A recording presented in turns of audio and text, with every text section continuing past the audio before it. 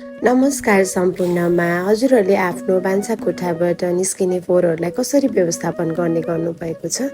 मैले भने कुहिने फोहोरहरूलाई चाहिँ यसरी एउटा कम्पोस्ट पिटमा जम्मा गरेर कम्पोस्ट मल बनाउने गरेको छु। नकुहिने फोहोरहरूलाई चाहिँ नगरपालिकाको गाडीमा हामी पठाउँछौँ भने कुहिनेलाई चाहिँ यसरी मल बनाउँछौँ। अब यस्तो गर्दाखेरि चाहिँ फोहोर व्यवस्थापन गर्ने मानिसहरूलाई पनि सजिलो हुन्छ नि त। कुहिने फोहोरहरूबाट दुर्गन्ध पनि आउन सक्छ, त्यसले गर्दा उहाँहरूलाई सहज हुन्छ भनेर यो चाहिँ मैले पहिलादेखि नै गरिआएको काम हो। अनि कम्पोस्ट पिट चाहिँ अलिकति पुरानो भइसकेको छ, लगभग 10-12 वर्ष भयो होला हामीले यस्तो गर्न लागेको चाहिँ। यो चाहिँ हाम्रो सानो करेसा बारी हो। यो भिडियो चाहिँ लगभग 1.5-2 महिना भइसक्यो होला, जाडो सकिने बेलातिरको भिडियो हो। अनि केराउहरूको झाल पनि छ यहाँ। हामीले केराउ चाहिँ जाडोमा मजाले खाएको थियौँ। अनि ब्रोकाउली फेरि नयाँ हुँदै थियो, पहिला एक लट भ्याएर अर्को रोपेको थियौँ। अनि टमाटर, बेतेको साग यो सबै हामीले जाडोमा मजाले खाएको थियौँ कि। अनि हामीले छतमा चाहिँ दुबो फुल सबै लगाएको छौँ, भगवान्लाई पूजा गर्न चढाउन पनि चोखो सफा हुन्छ भनेर। बाटोमा अलिकति दुबोहरू धुलो हुनसक्छ नि त, अनि टिपेर चढाउन पनि सजिलो भयो। अनि हामीले यहाँ जिम्मो पनि लगाएको छौँ कि छतमै, दाल अचार झान्नलाई। अनि पुदिना चाहिँ अलिकति सुकिसकेको छ, जाडोमा चाहिँ त्यति राम्रो भएन पुदिना चाहिँ। अनि यो चाहिँ हिउँदे सिमी पनि हामीले मजाले खायौँ, कतिलाई लागिरहेको थियो अझै पनि होइन। अनि सागहरू सबै कुरा हामीले छतमा नै थोरै थोरै आफूलाई मनपर्ने सबै कुरा लगाएको छौँ। अब गाउँघरको साथीहरूले भन्नुहोला यो सहरियाहरूले अलिकति जग्गामा थोरै तरकारी लगाएर के देखाउन खोजेको होला भनेर।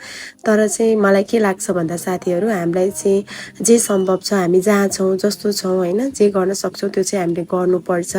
अब यतिको भए पनि गर्दाखेरि आफ्नै घरको अर्ग्यानिक तरकारी हामीले खान पाएका छौँ। अनि फोहोर व्यवस्था पनि राम्रो भएको छ होइन, मलाई चाहिँ त्यो लाग्छ। अनि हेर्नु न, बोडीको झाल कस्तो राम्रो भएर आएको थियो। अनि यो पुदिना पनि अलि राम्रो भएको छ। यो चाहिँ लगभग 15-20 दिन अगाडिको भिडियो हो फेरि साथीहरू। एकचोटि पानी परेको थियो, अनि पानी परेको बेलामा चाहिँ मलाई फेरि भिडियो सुट गर्न मन लागेर मैले लिखेको थिएँ। अनि यो अकबरी खुर्सानी सोरे खानासँग खाँदा एकदमै मनपर्छ। अनि यो सिमी भयो, अझै फलिरहेको थियो त्यो बेलामा। अहिले चाहिँ यो सबै हटाएर हामीले अरू तरकारीहरू लगाएको छौँ।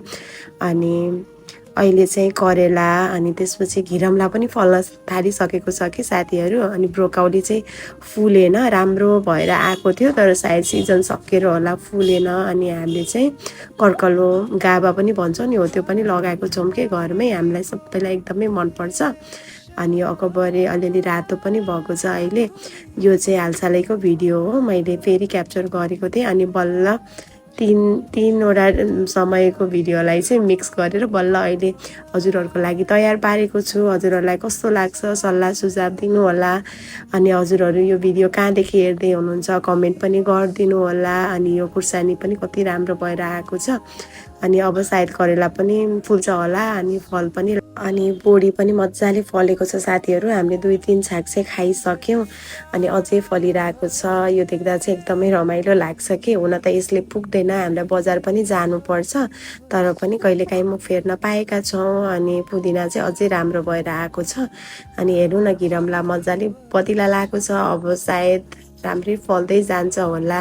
यो सबै घरमा उत्पादित मलबाट बनेको हो, हामीले कुनै पनि अरू मलहरू किन्दैनौँ। कहिलेकाहीँ चाहिँ गोबरहरू जम्मा गरेर त्यसमा हाल्ने पनि गरेको छौँ। हजुरहरूलाई कस्तो लाग्छ प्रतिक्रिया दिनुहोला। फेरि अर्को भिडियोमा हामी भेट्नेछौँ। धन्यवाद।